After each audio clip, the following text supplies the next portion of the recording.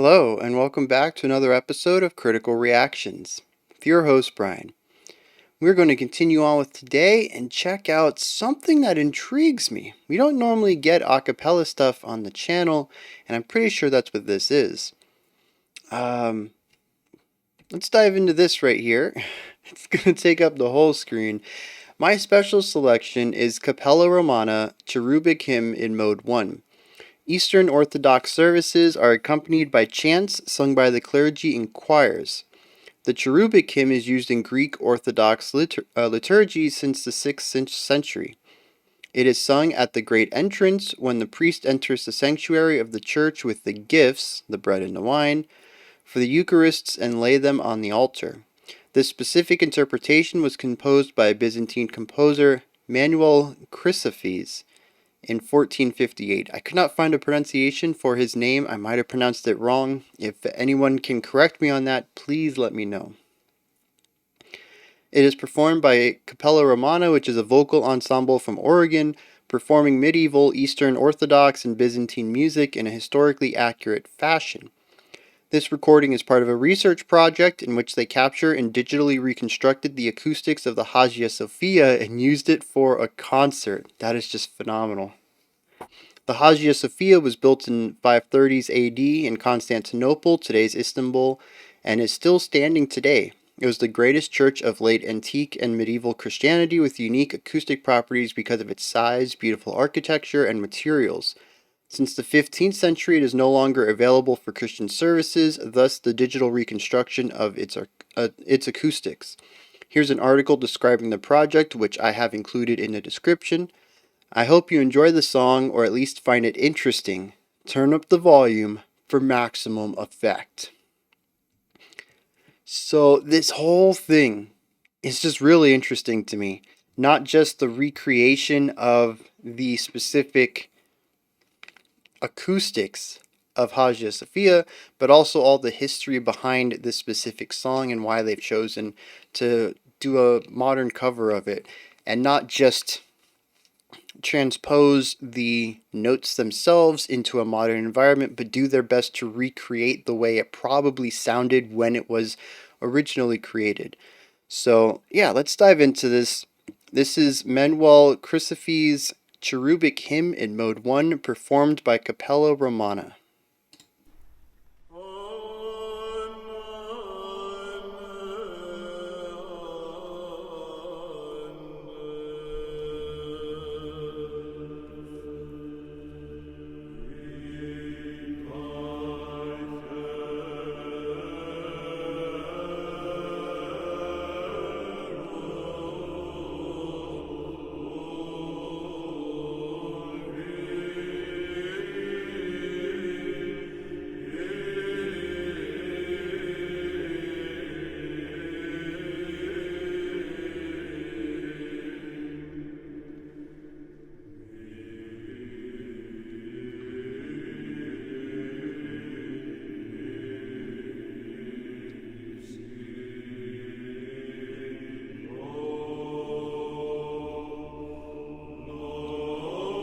You hear that low note?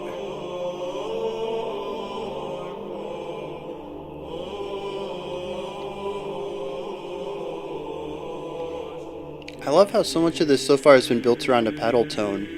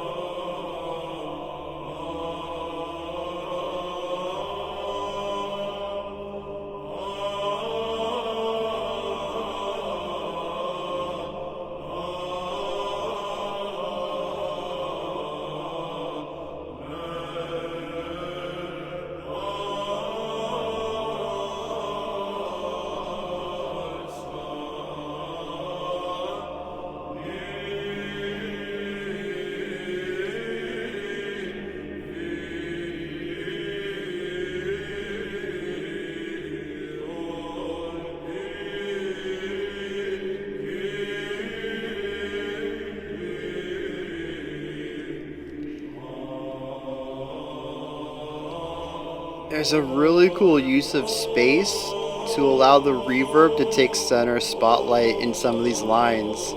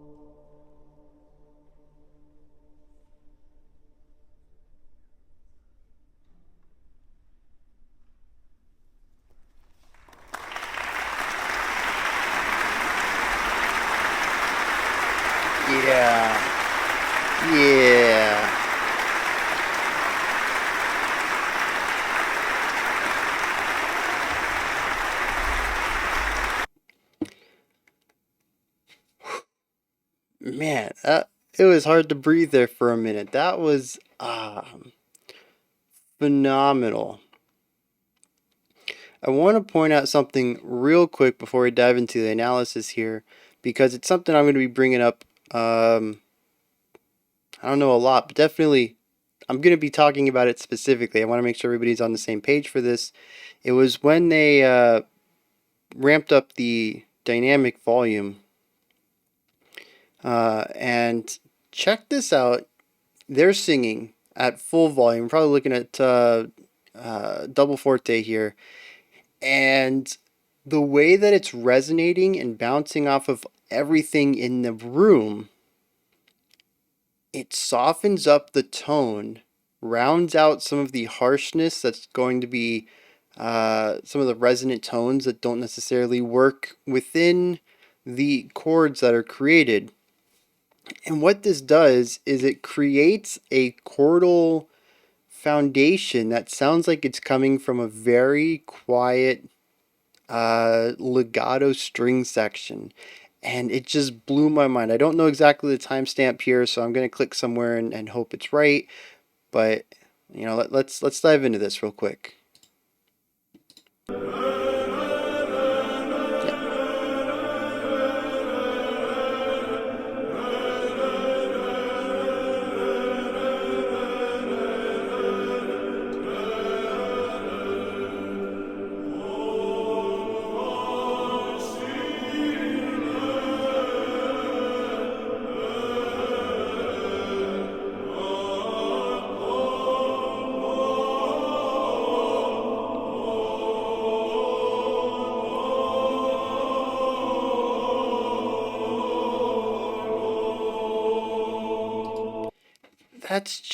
That is phenomenal. That blows my mind. So, you know, there's two things we got to talk about here. Some of it's going to be the performative aspect of it, which is going to tie into the second part, which is the compositional aspect of it. And I think they're just going to kind of like merge together in parts of this analysis. I don't know. I don't really have a clear vision on how this conversation's going to go.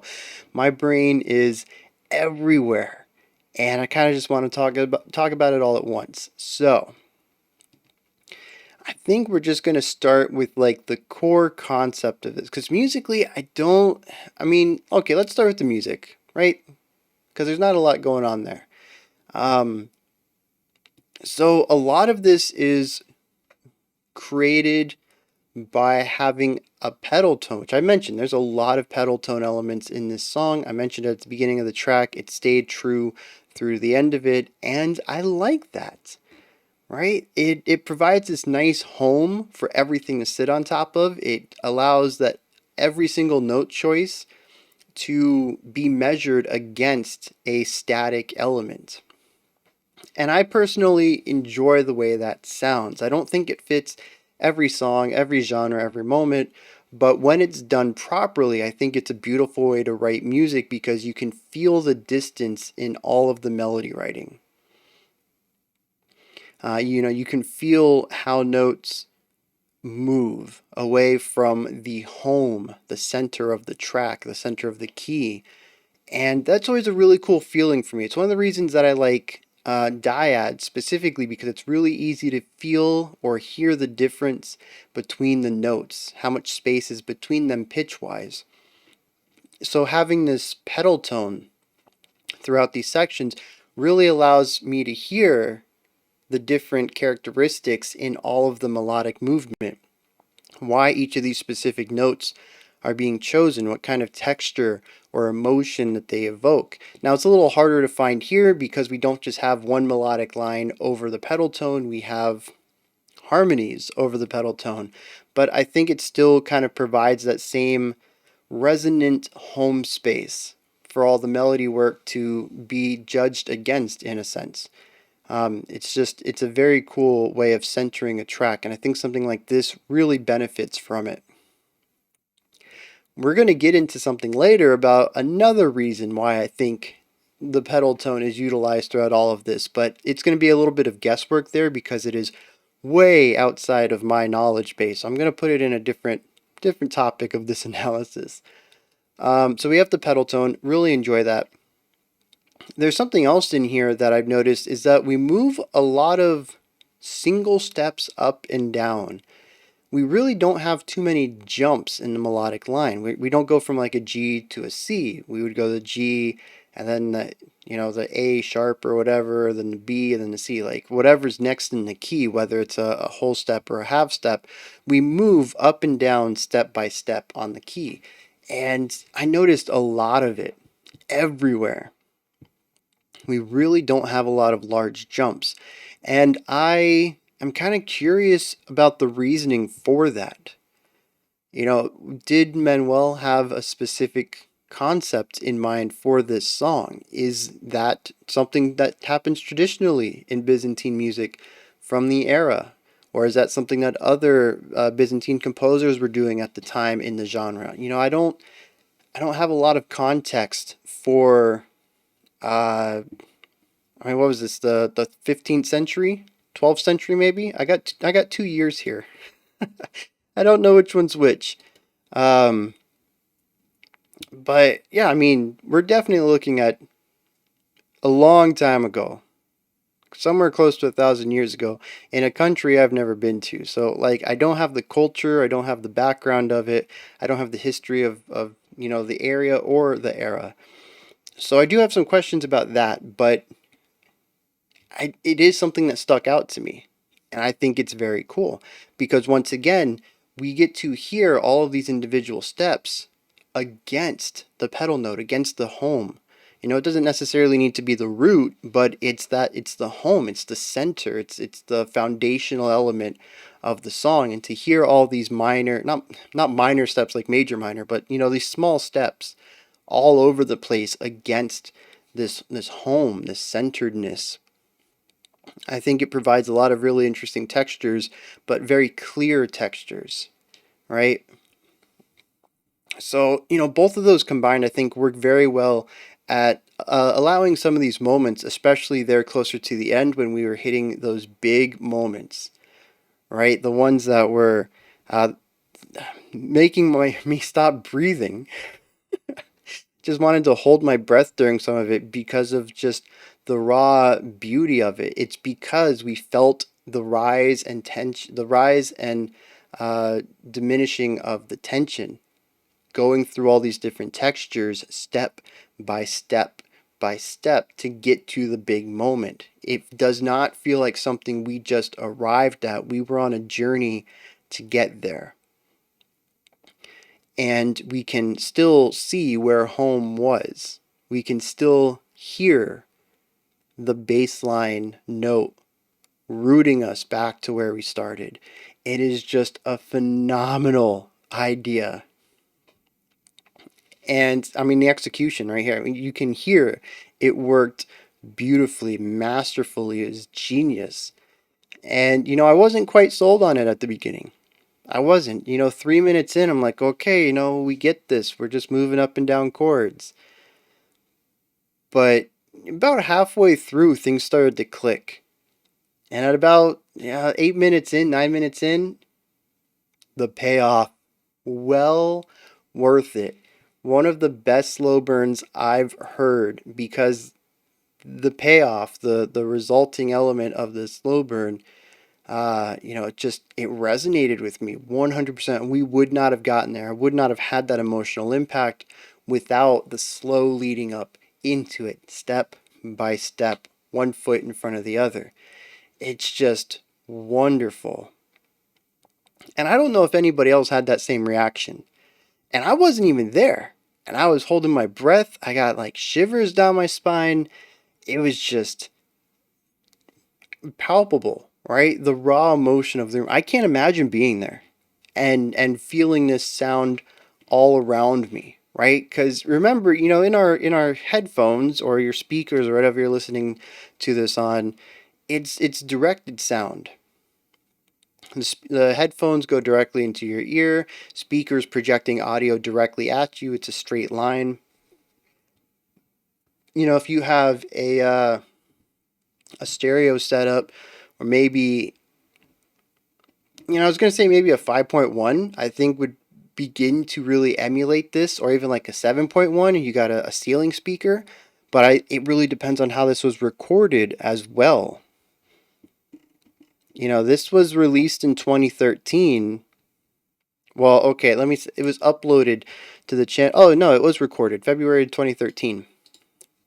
So, yeah, I mean, there's a possibility that somewhere it was recorded in stereo. Let me back this up. I remember they showed the microphone. Yeah, I mean, they got 3 microphones set up. And maybe they have more around the building too. So maybe there exists a surround sound cut, a surround sound mix of this somewhere. But even then, you're still going to get an approximation of it. You're not going to be able to get the feeling of being there.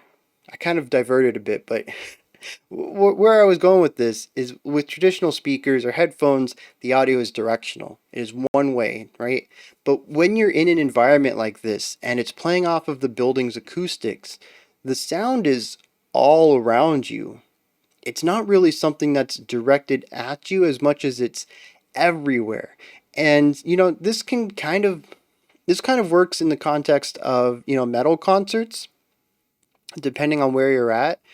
Um, but even then, the speakers, well, no, yeah, because that would work, depending on the venue, right?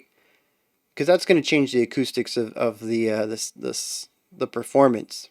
I mean, here the building is expressly created. Well, not the building itself. I'm going to imagine these sheets or whatever they have hung up here to emulate the Hagia Sophia's structure. But it's done so in a way to maximize audio bouncing around to get everywhere so that everyone can hear it. Like, this is what I was talking about earlier, getting a bit out of my expertise is, acoustics and building creation and sound reverberation and stuff like that. Like, this is not my wheelhouse at all. So I'm probably going to be using some non-scientific terminology talking about it. But it is just, if you've ever been to a concert hall to listen to an orchestra, and you've really felt the sound all around. And like I said, rock concerts, metal concerts, they can kind of get this way too, especially if you can get a venue for it. Um, but it is a real moving experience to not be able to hear audio coming at you, but to sort of just feel it everywhere. Like it's electricity in the air. And I can't even imagine, like this song, directional audio, just kind of pumping it straight in my ears, had me moved emotionally. I can't even imagine what it was like to be there and experience this. And not even just that. What about the people who have heard this, eras previous at the actual Hagia Sophia? I don't know how accurate this is. I'm going to assume that the way that they have this set up, it's probably fairly accurate. Probably looking at greater than 90% accurate to how it would have sounded, but is it possible to perfectly recreate the acoustics of a building inside of another building? I don't know. Again, I'm not an audio engineer, especially not on that level. So, like, I'm trying to, because there's some really, really cool information in here. And, they said that they use technology to well, they use digital technology. Wait, so all these, like, these curtain things hanging up here, that was not added to make this effect. I kind of figured that that was part of the transformation they did to capture and bounce the sound waves around the way that they wanted to. But it says that they used digital technology to transform the hall into the reverberant soundscape of the Hagia Sophia.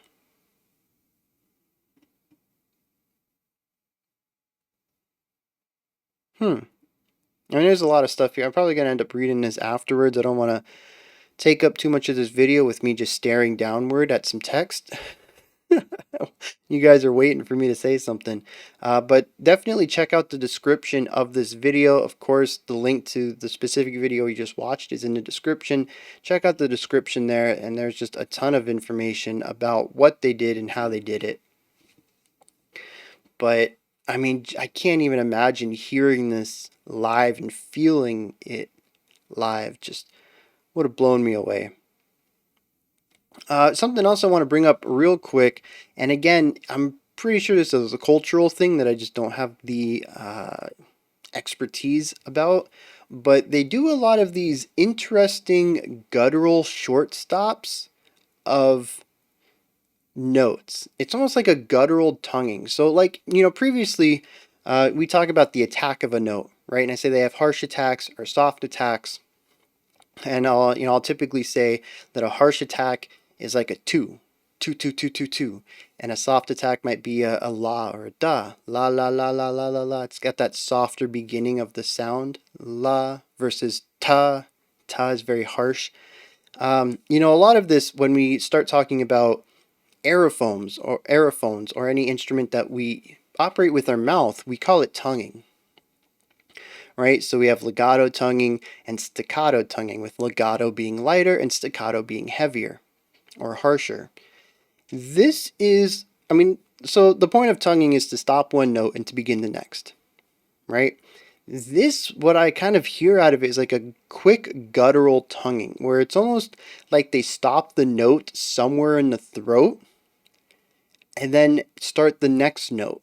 But they utilize a slide, right? So even if they're going to do the same note back to back, there's this little hill. Like we stop and then we get a hero, hero. We kind of slide up and come back down into the note, and it provides this really interesting movement, melodic movement to a lot of these to the melody line that kind of feels like these little pickup notes at the beginning of almost every note.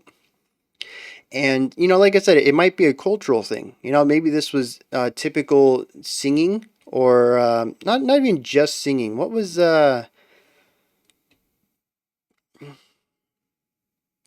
chanting? That's the word I want. Yep, yep. A typical chanting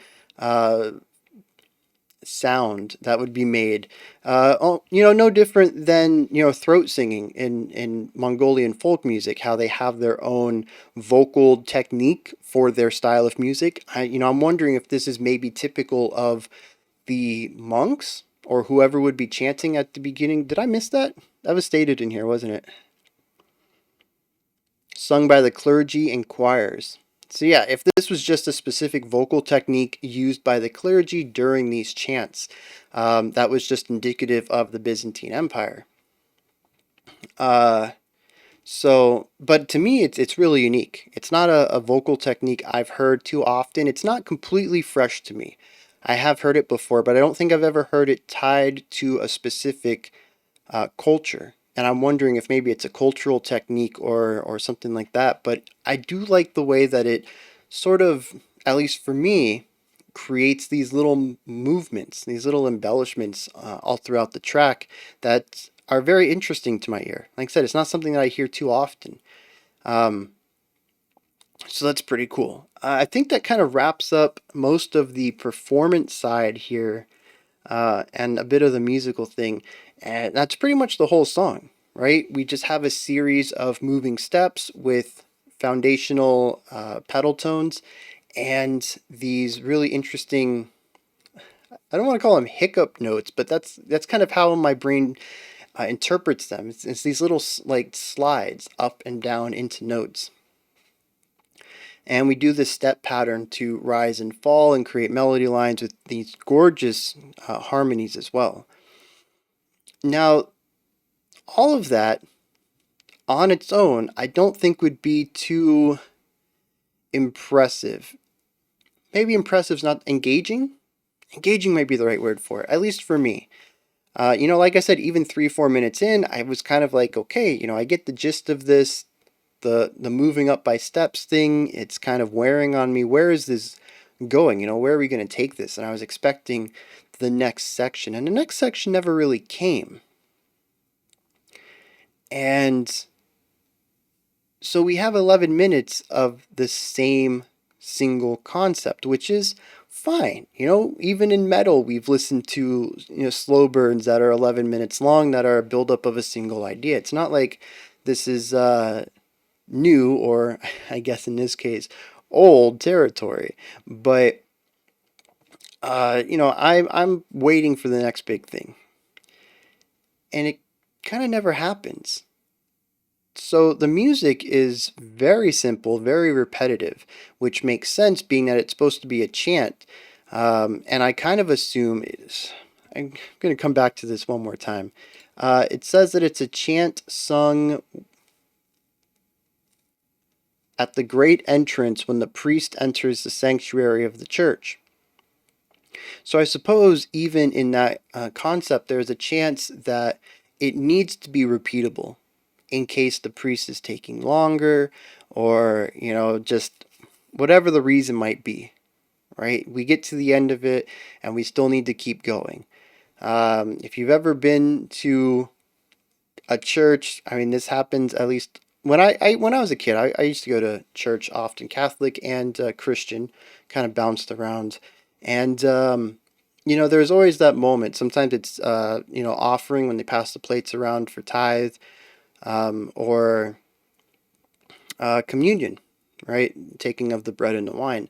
The pianist or organist, depending on how big the church might have been, typically has something that they sort of just vamp on until the process is over, right? It might be 32 bar idea, but when it's over, it loops back to the beginning rather nicely, and they just keep going until the ordeal has come to an end. And I feel like that's how this song would work, because a lot of it is rather one note, one key, one style, one idea. And if they get to the end and they're not done, I'll just loop back to the beginning. We'll end it when we end it, kind of idea. And I think that's why a lot of it is sort of singular in concept. But to view it that way as notes on paper is the wrong way to go about this, because you have to remember that it was created for a very specific place. And this very specific place, the Hagia Sophia in this case, brings about its own music. And this is where we're going to bring in the idea that I pointed out earlier of the resonant chordal progression, which just blows my mind. How can somebody write music that isn't on the paper?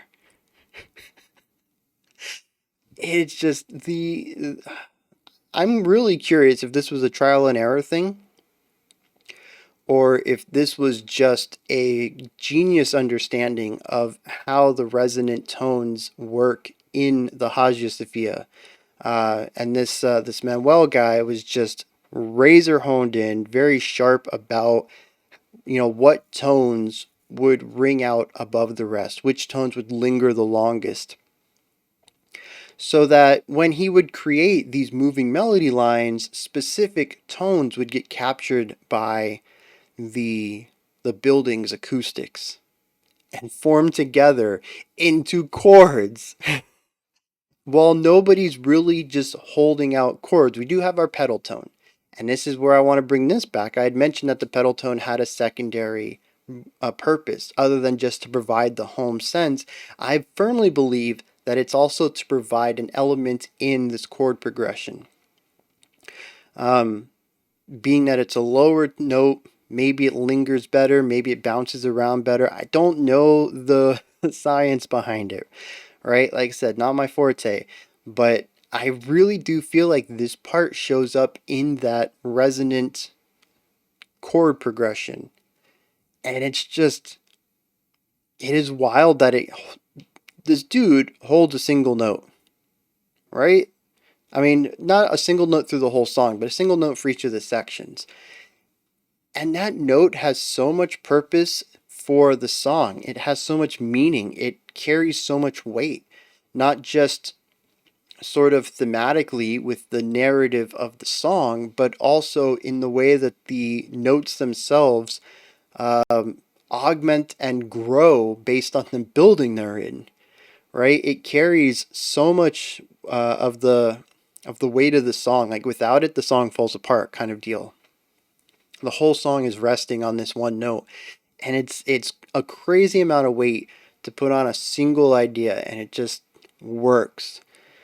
Um, but yeah, so during the bigger section, we get to hear these really beautiful chord progressions moving on underneath, or I guess kind of in this case, over top of the melody line. And the crazy thing is like I said, like the harsh notes get rounded because we're playing every note in step, right? So, chords don't work that way.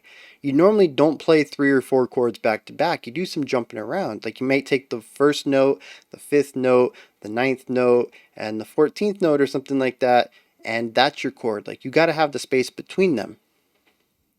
And so we're playing every note in step. So we don't really have a chance of building a chord proper, yet the right notes that need to resonate in the acoustics to form a chord are the notes that get resonated, and the ones that don't get dropped. And how do you do that? In such an early age? I don't know if the science of acoustics was a thing yet. And if it was, then this dude, this Manuel, was a multi-trade person. Not only could he compose beautiful music, but he also understood the science of audio. Two very different trades. I say very, I mean, they're both audio based, but to me, they're just very separated concepts. So, did he know what he was doing by gut or by mind? Or quite possibly, was it all an accident? It just something that he wrote and it ended up sounding great. I don't know, but it blows my mind that somebody could intentionally do this. I even mentioned that in a couple of the places that they utilized rests where nobody sung so that we could hear the reverberance. And that reverberance was usually a multifaceted sound. I don't necessarily want to say a chord, but I mean, a chord by definition is a bunch of notes played at the same time. I guess they don't necessarily need to be in a specific mode or even specifically beautiful. They can be completely dissonant. That's still a chord. So yeah, we have this really interesting chord that comes out in these moments of silence. So Manuel specifically wrote this song and incorporated music that could not be written down on the paper because then people would perform those notes, and those are notes that are not meant to be performed by the performers. They're notes that get performed by the building. And he had the foresight to do this, to not only include the building's resonance in the melody writing, but to also include the resonant chords that would be picked up in the writing and create specific melodic movements so that the right notes would be picked up in the acoustics to perform the proper chord progression underneath it to give it the energy and emotion that it needs for the big final section. And how does somebody do this? I'm blown away. I really am. I just,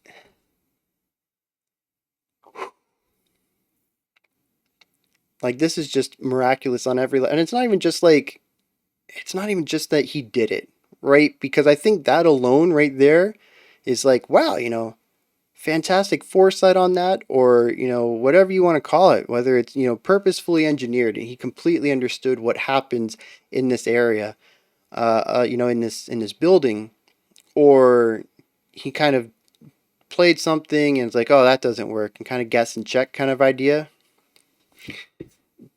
I mean, it just doing it alone and having it sound great, I think, is a feat among itself. but for it to be so emotionally impactful and such a powerful song, I mean, I don't typically throw the word masterpiece around too often. In fact, I think in the 2.5 years I've done the channel, I've never called a single. Oh, no, I did. I did. And you know, in retrospect, compared to this, I don't think the two songs are in the same. They're not in the same game. I think in the periphery reptile reaction in the thumbnail, I said this song's a masterpiece. And I do really, really enjoy that song. I think it is a phenomenal, God, what is that, like 17-minute track? But it is not even playing the same game as Manuel is right here. This is a masterpiece. There is nothing about it I would change. It is genius on multiple levels, not just compositionally, but also audio engineeringly on a purely sonic level. And I can't even begin to imagine how something like this has come into being.